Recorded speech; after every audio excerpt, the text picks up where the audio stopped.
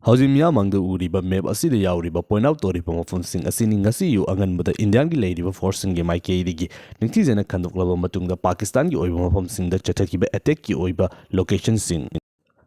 sing asigi manungda Pakistan gi Punjab region da leiriba Bolpur hairiba mafum asida leiba Suban Ala complex hairiba mafum asida chathakiba attack asi yamna maru oiba attack ama oina launari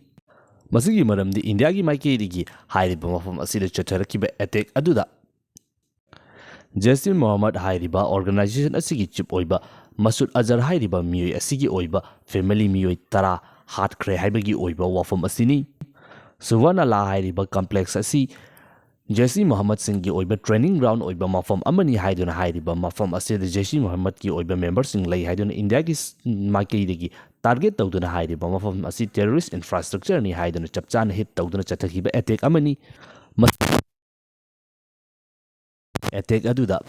United Nations gi maikeidagi terrorist ni haiduna lautoktuna leiraba Masud Azhar gi oiba family sing hatpa ngamkiba asi yamna chawba India gi oiba achievement amani haiduna mi kyamagi maikeidagi fongdoknari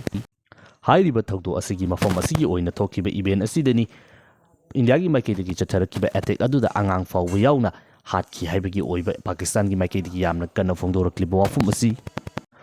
Masud Azhar gi oina laikidraba imungi miyosing adugi manungda minor oiba angangsingsu yawi haibagi oiba wafum asini fongdoklibasi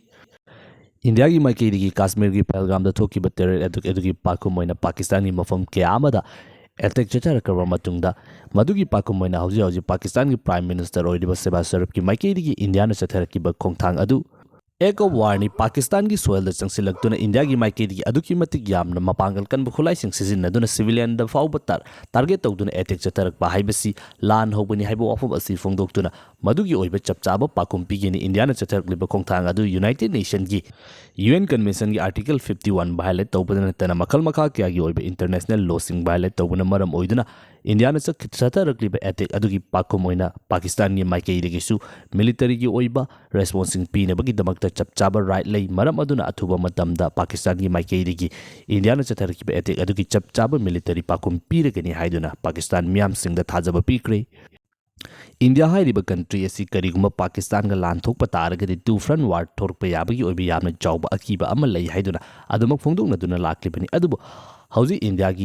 India amasung Pakistan gi oina nauna lakliba conflict asida Pakistan hairiba country asigi yamna chawba mangjaba khudongtiba kaya amasu lepa leitana thorakli madudi Pakistan gi liberate tawduna tonganba country ama taliba Balochistan Liberation Army singi maikeidigi hauji asi Pakistani army singi mathakta amasung mafam kaya ama lawsinbagi oiba thabak asi hena mapangal kankalakdibani India amasung Pakistan gi oina leirakliba tension asina maram oiduna Pakistani army sing asi India romda mai onsilingaida Balochistan Liberation Army singi maikeidigi highway capture tawba amasung Pakistani army singbo hatpagi oiba thawdo asisu hena mapangal kansilakli India gi maikeidigi ngasi yu anganbada Pakistan gi mafam kaya amada missile kun manga hena kapsinduna yamna chawwa attack chatakraba matungda operation sindur asigi pakum oina Pakistani military gi maikeidigi LOC gi oiba mafam asida hana nongmai macha sing sizinaduna kuthongnaramba aduda artillery gun sing sizinaduna mortar shell yauna kapsilakpada LOC gi wangbada leiriba Indian side da leiba yum kayama amang ata thokpada natana micham tara sikre aduga nifu hena aso apan nangbagi oiba report kayama hauji asi yamna kana chaithorakli India amasung Pakistan gi oina leiriba tension asida anau maran amada laktuna military gi oiba kusu kulai sing puthoknaduna kamnarakpagi oiba tension asi lakbadagi yamna chawba chething kayam uwa fangli India gi northern thangba sarukta leiriba flight sing hauji amata operate tawde loina mak thinjingré school college mapung phana chuti lauthokre Pakistan hairiba country asigi oinasu yo anganbadagi hauna capital oliver Lahore yauna emergency lautoktuna India gi market gi strike chatharakaba matung asida school college sing chuti thadokpa exam leirama sing yaithokpa masi kaya sing achi tawkre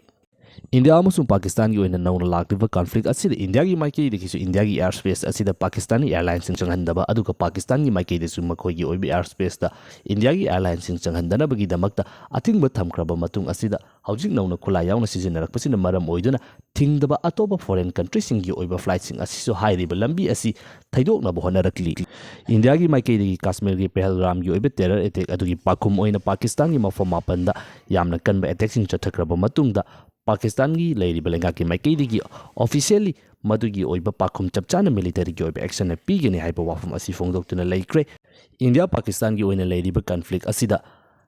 ꯍꯧꯖꯤꯛ ꯂꯥꯛꯀꯗꯧꯔꯤꯕ ꯄꯨꯡ 12 ꯑꯁꯤ ꯑꯗꯨꯛꯀꯤ ꯃꯇꯤꯛ ꯌꯥꯝꯅ ꯃꯔꯨ ꯑꯣꯏꯕ ꯍꯥꯏꯔꯤꯕ ꯃꯇꯝ ꯑꯁꯤꯗ ꯏꯟꯗꯤꯌꯥ ꯑꯃꯁꯨꯡ ꯄꯥꯀꯤꯁꯇꯥꯟꯒꯤ ꯑꯣꯏꯅ ꯂꯩꯔꯤꯕ ꯀꯟꯐ꯭ꯂꯤꯛ ꯑꯁꯤꯒꯤ ꯀꯔꯝꯕ ꯃꯥꯌꯣꯟꯗ ꯂꯥꯛꯀꯗꯧꯔꯤꯕꯒꯦ ꯍꯥꯏꯕꯒꯤ ꯑꯣꯏꯕ ꯗꯤꯁꯥꯏꯗꯤꯡ ꯐꯦꯛꯇꯔ ꯑꯗꯨ ꯑꯣꯏꯒꯗꯧꯔꯤꯕ ꯃꯇꯝꯅꯤ ꯍꯥꯏꯗꯨꯅ ꯃꯥꯂꯦꯝ ꯄꯨꯝꯕꯅ ꯌꯥꯝꯅ ꯀꯨꯞꯁꯤꯟꯅ ꯌꯦꯡꯅꯔꯤ꯫ ꯏꯟꯗꯤꯌꯥꯒꯤ ꯃꯥꯏꯀꯩꯗꯒꯤ ꯉꯁꯤ ꯑꯌꯨꯛ ꯆꯠꯊꯈꯤꯕ ꯑꯦꯇꯦꯛ ꯑꯗꯨꯒꯤ ꯃꯇꯥꯡꯗ ꯀꯟꯇ꯭ꯔꯤ ꯀꯌꯥ ꯑꯃꯒꯤ ꯃꯥꯏꯀꯩꯗꯒꯤ ꯃꯈꯣꯏꯒꯤ ꯑꯣꯏꯕ ꯑꯣꯄꯤꯅꯤꯌꯟꯁꯤꯡ ꯐꯣꯡꯗꯣꯛꯄ, ꯃꯈꯣꯏꯒꯤ ꯑꯣꯏꯕ ꯋꯥꯐꯝꯁꯤꯡ ꯐꯣꯡꯗꯣꯛꯄ ꯂꯦꯞꯇ꯭ꯔꯤ꯫ ꯏꯍꯥꯟ ꯍꯥꯟꯕꯗ ꯊꯧꯗꯣꯛ ꯑꯁꯤ ꯍꯦꯛ ꯊꯣꯛꯈꯤꯕ ꯃꯇꯨꯡꯗ ꯏꯟꯗꯤꯌꯥꯒꯤ ꯅꯦꯁꯅꯦꯜ ꯁꯦꯀ꯭ꯌꯨꯔꯤꯇꯤ ꯑꯦꯗꯚꯥꯏꯖꯔ ꯑꯖꯤꯠ ꯗꯣꯋꯥꯜꯒꯤ ꯃꯥꯏꯀꯩꯗꯒꯤ ꯌꯨꯑꯦꯁꯀꯤ ꯁꯦꯀ꯭ꯔꯦꯇꯔꯤ ꯑꯣꯐ ꯁ꯭ꯇꯦꯠ, ꯑꯩꯈꯣꯏꯒꯤ ꯂꯝꯒꯤ ꯑꯣꯏꯅ ꯍꯥꯏꯔꯒꯅ ꯗꯤꯐꯦꯟꯁ ꯃꯤꯅꯤꯁꯇꯔꯒꯨꯝꯂꯕ ꯃꯤꯑꯣꯏ ꯑꯁꯤꯗ ꯃꯁꯤꯒꯤ ꯑꯣꯏꯕ ꯆꯞ ꯆꯥꯕ ꯄꯥꯎꯗꯝ ꯄꯤꯈ꯭ꯔꯦ꯫ ꯃꯁꯤ ꯄꯤꯈ꯭ꯔꯕ ꯃꯇꯨꯡꯗ ꯌꯨꯑꯦꯁ ꯍꯥꯏꯔꯤꯕ ꯀꯟꯇ꯭ꯔꯤ ꯑꯁꯤꯅ ꯏꯍꯥꯟ ꯍꯥꯟꯕ ꯃꯈꯣꯏꯒꯤ ꯑꯣꯏꯕ ꯔꯤꯑꯦꯛꯁꯟ ꯋꯥꯐꯝꯁꯤꯡ ꯐꯣꯡꯗꯣꯔꯛꯈꯤ꯫ ꯃꯈꯣꯏꯅ ꯐꯣꯡꯗꯣꯔꯛꯄꯒꯤ ꯃꯇꯨꯡ ꯏꯟꯅ ꯇꯦꯔꯣꯔꯤꯁꯀꯤ ꯃꯊꯛꯇ ꯆꯠꯊꯕ ꯑꯦꯇꯦꯛ ꯑꯁꯤ ꯑꯗꯨꯃꯛ ꯑꯦꯛꯁꯦꯞ ꯇꯧꯏ, ꯇꯧꯕꯇꯕꯨ ꯌꯥꯔꯤꯕ ꯃꯈꯩ ꯂꯩꯔꯤꯕ ꯏꯔꯥꯡ ꯑꯁꯤ ꯇꯞꯊꯅꯕ, ꯍꯟꯊꯅꯕꯒꯤ ꯑꯣꯏꯕ ꯋꯥꯐꯝ ꯑꯁꯤ ꯐꯣꯡꯗꯣꯛꯂꯤꯕꯅꯤ꯫ ꯔꯁꯤꯌꯥꯒꯤ ꯃꯥꯏꯀꯩꯗꯒꯤꯁꯨ ꯃꯈꯣꯏꯒꯤ ꯐꯣꯔꯦꯟ ꯃꯤꯅꯤꯁꯇ꯭ꯔꯤ ꯑꯃꯁꯨꯡ ꯁ꯭ꯄꯣꯛꯁ ꯄꯔꯁꯟꯒꯤ ꯃꯥꯏꯀꯩꯗꯒꯤ ꯊꯥꯗꯣꯔꯛꯄ ꯁ꯭ꯇꯦꯠꯃꯦꯟꯒꯤ ꯃꯇꯨꯡ ꯏꯟꯅ ꯏꯟꯗꯤꯌꯥꯒꯤ ꯃꯥꯏꯀꯩꯗꯒꯤ ꯆꯠꯊꯈꯤꯕ ꯑꯣꯄꯔꯦꯁꯟ ꯁꯤꯟꯗꯨꯔ ꯑꯁꯤꯗ ꯇꯦꯔꯣꯔꯤꯖꯝꯒꯤ ꯑꯣꯏꯕ ꯃꯊꯛꯇ ꯆꯠꯊꯕ ꯑꯣꯄꯔꯦꯁꯟ ꯑꯃꯅꯤ ꯍꯥꯏꯗꯨꯅ ꯔꯁꯤꯌꯥꯒꯤ ꯃꯥꯏꯀꯩꯗꯒꯤ ꯑꯣꯏꯕ ꯁꯧꯒꯠꯄꯒꯤ ꯑꯣꯏꯕ ꯋꯥꯐꯝꯁꯤꯡ ꯐꯣꯡꯗꯣꯔꯛꯂꯤ꯫ ꯇꯧꯕꯇꯕꯨ ꯏꯟꯗꯤꯌꯥ ꯑꯃꯁꯨꯡ ꯄꯥꯀꯤꯁꯇꯥꯟ ꯍꯥꯏꯔꯤꯕ ꯀꯟꯇ꯭ꯔꯤ ꯑꯁꯤꯅ ꯅꯧꯅ ꯂꯥꯛꯂꯤꯕ ꯇꯦꯟꯁꯟ ꯑꯁꯤ ꯌꯥꯝꯅ ꯐꯤꯕꯝ ꯂꯨꯁꯤꯜꯂꯛꯄꯅ ꯑꯗꯨꯛꯀꯤ ꯃꯇꯤꯛ ꯌꯥꯝꯅ ꯆꯥꯎꯕ ꯐꯨꯜ ꯁ꯭ꯀꯦꯜ ꯋꯥꯔ ꯑꯃ ꯊꯣꯔꯛꯀꯗ꯭ꯔꯥ ꯍꯥꯏꯕꯒꯤ ꯑꯀꯤꯕ ꯑꯗꯨ ꯌꯥꯝꯅ ꯀꯟꯅ ꯐꯣꯡꯗꯣꯛꯇꯨꯅ ꯌꯥꯔꯤꯕ ꯃꯈꯩ ꯍꯟꯊꯅꯕꯒꯤ ꯑꯣꯏꯕ ꯋꯥꯐꯝꯁꯤ ꯊꯝꯂꯤ꯫ ꯃꯇꯥꯡ ꯑꯁꯤꯗ ꯏꯖꯔꯦꯜ ꯒꯚꯔꯟꯃꯦꯟꯠꯀꯤ ꯑꯣꯏꯅ ꯐꯣꯡꯗꯣꯔꯛꯂꯤꯕ ꯁ꯭ꯇꯦꯠꯃꯦꯟꯠ ꯑꯁꯤꯗꯤ ꯏꯟꯗꯤꯌꯥꯒꯤꯗꯃꯛꯇ ꯏꯐꯣꯡ ꯐꯣꯡꯅ ꯂꯦꯞꯂꯤ꯫ ꯏꯟꯗꯤꯌꯥꯗ ꯂꯩꯔꯤꯕ ꯏꯖꯔꯦꯜꯒꯤ ꯃꯥꯏꯀꯩꯗꯒꯤ ꯊꯥꯔꯛꯂꯤꯕ ꯏꯖꯔꯦꯜ ꯂꯩꯉꯥꯛꯀꯤ ꯑꯣꯏꯅ ꯂꯩꯔꯤꯕ ꯑꯦꯝꯕꯦꯁꯦꯗꯔꯒꯤ ꯃꯥꯏꯀꯩꯗꯒꯤ ꯐꯣꯡꯗꯣꯔꯛꯄ ꯋꯥꯐꯝꯗ ꯏꯟꯗꯤꯌꯥꯒꯤ ꯃꯥꯏꯀꯩꯗꯒꯤ ꯆꯠꯊꯈꯤꯕ ꯑꯣꯄꯔꯦꯁꯟ ꯑꯗꯨꯕꯨ ꯑꯗꯨꯛꯀꯤ ꯃꯇꯤꯛ ꯌꯥꯝꯅ ꯀꯟꯅ ꯁꯄꯣꯔꯠ ꯇꯧꯕꯒ ꯂꯣꯏꯅꯅ ꯇꯦꯔꯣꯔꯤꯁꯀꯤ ꯑꯣꯏꯅ ꯃꯥꯂꯦꯝ ꯑꯁꯤꯗ ꯃꯐꯝ ꯑꯃꯠꯇ ꯂꯩꯇꯦ꯫ ꯃꯈꯥ ꯇꯥꯕ ꯑꯣꯏꯅ ꯏꯟꯗꯤꯌꯥꯒꯤ ꯃꯥꯏꯀꯩꯗꯒꯤ ꯆꯠꯊꯔꯛꯀꯗꯕ ꯑꯦꯇꯦꯛ ꯈꯨꯗꯤꯡꯃꯛꯇ ꯏꯖꯔꯦꯜꯅ ꯁꯔꯨꯛ ꯌꯥꯒꯅꯤ, ꯑꯗꯨꯒ ꯏꯟꯗꯤꯌꯥ ꯍꯥꯏꯔꯤꯕ ꯀꯟꯇ꯭ꯔꯤ ꯑꯁꯤꯁꯨ ꯃꯁꯥꯕꯨ ꯗꯤꯐꯦꯟ ꯇꯧꯖꯅꯕꯒꯤ ꯔꯥꯏꯠ ꯑꯗꯨ ꯆꯞ ꯆꯥꯅ ꯂꯩ, ꯑꯦꯇꯦꯛ ꯇꯧꯕ ꯌꯥꯕꯒꯤ ꯑꯣꯏꯕ ꯔꯥꯏꯠ ꯑꯗꯨ ꯆꯞ ꯆꯥꯅ ꯂꯩ ꯍꯥꯏꯕ ꯋꯥꯐꯝ ꯑꯁꯤ ꯊꯝꯂꯤ꯫ ꯏꯟꯗꯤꯌꯥꯒꯤ ꯃꯥꯏꯀꯩꯗꯒꯤ ꯆꯠꯊꯈꯤꯕ ꯑꯣꯄꯔꯦꯁꯟ ꯁꯤꯟꯗꯨꯔ ꯑꯗꯨ ꯄꯥꯀꯤꯁꯇꯥꯟꯒꯤ ꯃꯐꯝꯁꯤꯡꯗ ꯂꯩꯕ ꯇꯦꯔꯣꯔꯤꯁꯀꯤ ꯑꯣꯏꯕ ꯍꯥꯏꯠꯑꯥꯎꯠꯁꯤꯡꯕꯨ ꯇꯥꯔꯒꯦꯠ ꯇꯧꯗꯨꯅ ꯆꯠꯊꯈꯤꯕ ꯑꯦꯇꯦꯛꯅꯤ, ꯃꯗꯨꯗ ꯄꯥꯀꯤꯁꯇꯥनी ꯃꯤꯂꯤꯇꯔꯤ ꯑꯃꯠꯇ ꯑꯃꯁꯨꯡ ꯁꯤꯚꯤꯂꯤꯌꯟꯁꯤꯡ ꯁꯣꯛꯍꯟꯗꯦ ꯍꯥꯏꯕ ꯋꯥꯐꯝ ꯑꯁꯤ ꯐꯣꯡꯗꯣꯛꯇꯨꯅ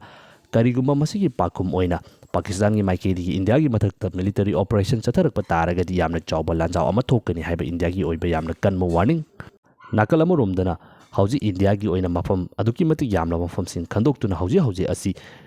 ꯃꯣꯛ ꯗ꯭ꯔꯤꯜꯁꯤꯡ ꯄꯥꯡꯊꯣꯛꯇꯨꯅ ꯃꯩ ꯃꯨꯊꯠꯇꯨꯅ ꯌꯥꯝꯅ ꯀꯟꯅ ꯇ꯭ꯔꯦꯅꯤꯡ ꯄꯤꯔꯤ꯫ ꯀꯔꯤꯒꯨꯝꯕ ꯂꯥꯟ ꯊꯣꯔꯛꯄ ꯇꯥꯔꯒꯗꯤ ꯁꯤꯇꯤꯖꯦꯟꯁꯤꯡ ꯑꯁꯤꯅ ꯀꯝꯗꯧꯅ ꯂꯩꯒꯅꯤ ꯍꯥꯏꯕꯒꯤ ꯑꯣꯏꯕ ꯄꯥꯎꯗꯝꯁꯤꯡ ꯌꯥꯝꯅ ꯇꯥꯛꯂꯤ꯫